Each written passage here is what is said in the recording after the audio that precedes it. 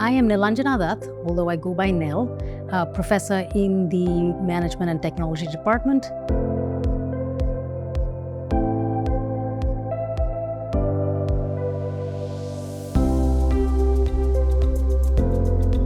And what are you currently working on? So there's a project that I'm very excited about right now. And the goal of the project is to build a database tracking all of the lobbying activities of firms in the EU. I became interested in this topic because I've been in Europe now for the last 9.5 years, and I wanted to know more about economic activities and international activities on the continent. And based on some of my prior research, I decided to look into the lobbying activities of firms, especially the strategic aspects of lobbying. Not all firms engage in lobbying, so which are the firms that choose to invest in this activity, and conditional on investing in this activity, what is it that these firms get in return? And as I started looking into this topic, I saw that there was no systematic database of lobbying activities across the EU. It's only since the last 2 years that members of Parliament and members of the European Commission even have to disclose all of their meetings with companies, NGOs, academics. So using the disclosure of these meetings, along with a colleague in the Management and Technology Department, we're building a database to track all the firms that meet with parliamentarians and commissioners, and to see if there's heterogeneity across industries, to answer the first question about who chooses to lobby. And then once we have that set up, we look at the types of things they're lobbying for and hopefully be able to understand what they're getting in return. Is lobbying so lightly regulated all over the world?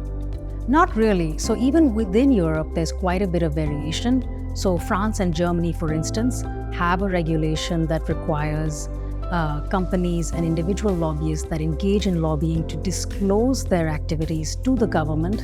And if they don't, they actually face fairly stiff penalties. Unfortunately, there's no such regulation in place in Italy. But people are optimistic now that this is something that people have to disclose at the EU level. It will become more transparent and more regulated across Europe. This initial point of my expectation that there would be information on lobbying, of course, comes from my prior research, which was based in the US context. And here, in particular, I studied firms within regulated industries where a lot of their behaviors or negative impact of their behaviors on the natural environment were limited because of regulation. But of course, the flip side of regulation is that firms lobbied quite extensively, and we know this because they had to disclose all of their lobbying expenditures in a systematic way for about the last 20 years or so. And so I was surprised to discover that there isn't something similar in the EU, but the good news is that this seems to be changing and in the direction of more transparency. So you think we will eventually follow the American example? I have to be optimistic. I don't know if companies will be forced to disclose expenditures, but knowing more about whether they lobby or not, what the goals of the meetings are, who they're meeting, will certainly help us a long way. Yeah. But I suppose that you didn't dream of becoming a researcher on lobbying when you were a child. No, I can't say that I knew what lobbyists were or what lobbying is or even what researchers really did. As a child, I enjoyed spending time in the outdoors, even though I grew up in a city. Or maybe perhaps because I grew up in the city, I imagined I would have a job where I could travel to really exotic places. So be an underwater photographer or a natural scientist that works in the Amazon, a place as different as I could possibly imagine from a big city in India. It's nice to hear that because it's something that is not traditionally associated with being a woman.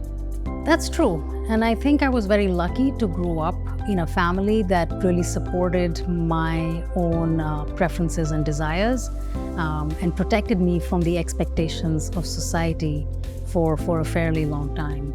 So I wouldn't say that I really even thought about that when I was answering your question, because I do vividly remember thinking, how cool would it be to be a photographer? And at what age did you decide to become a researcher? So I became acquainted with research when I was doing my bachelor's thesis. And in the US, a thesis is not mandatory. So it's something you can do on top of your course requirements. I like the idea of designing a course of study for myself and meeting with my advisor once a week or so, but mostly having time to experiment with different things whenever I wanted to. And so while I really enjoyed that freedom, I also discovered that with that freedom, if things go wrong, or if you choose the wrong research question, or you design the wrong method of study, you have no one to blame for yourself. But on the whole, I enjoyed it enough to continue wanting to do it after I finished my bachelor's study. And has your research always been about lobbying?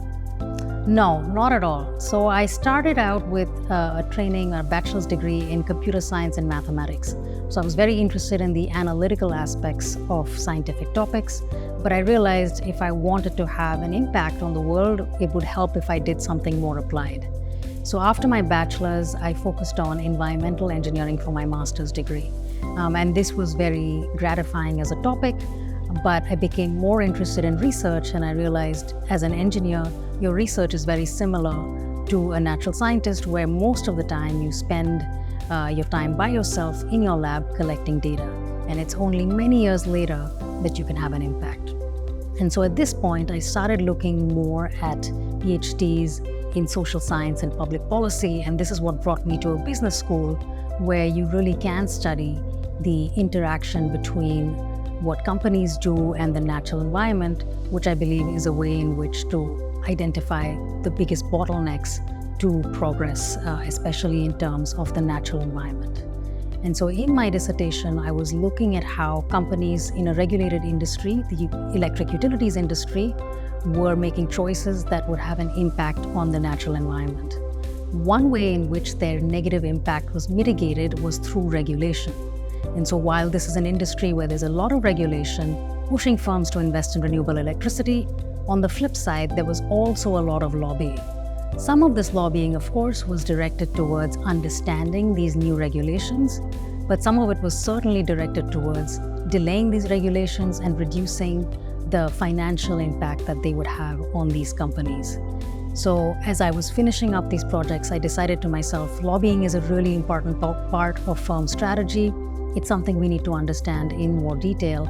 And after I get tenure, if I have the time and energy, I'm going to invest on understanding this topic for what it is. Sounds impressive. And can you think of any role model that you've had? I've had lots of support from various mentors at every stage of my life. Now that I think about it, most of my teachers in my high school in India were incredibly supportive. Even the teachers of very technical topics were often female and very encouraging.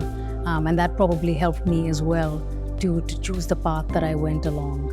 But I can't say that I ever met someone and thought, gosh, I want to be exactly like them when I grow up. This might also be because I kept changing my mind about what I wanted to do. But I was lucky to have people that guided me and told me that I could try the different things that I was interested in. Because I think without that kind of support, it definitely is quite difficult. Thank you, Nell. It's been a pleasure talking to you. Thank you. It's been a great pleasure for me as well.